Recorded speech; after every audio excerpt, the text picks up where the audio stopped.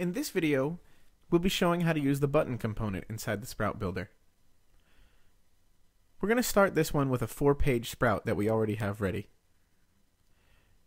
We're going to click to edit the content pages, and we're going to go to the foreground. I'm going to start by dragging 2 buttons into the canvas.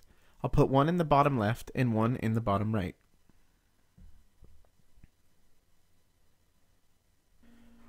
Over in the Button Properties panel, I'll relabel one of my buttons Next and the other Previous.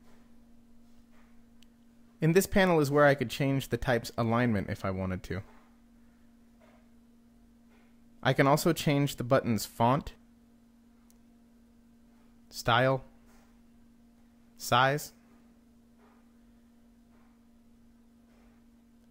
and color. I can also choose to add an emboss or shadow effect. Now let's change the color of the button. You can set it up as a gradient or a solid color by selecting the same color in both up boxes. Selecting down will change the color of the button while it is being clicked down. Hover is the color the button will be when the mouse hovers over it. Selected indicates the color of the button after it has been pressed and released. You can also choose to fill the buttons with a pattern. Just remember that the image won't resize for the smaller buttons. Here you can see I'm selecting my pattern from my Asset Manager.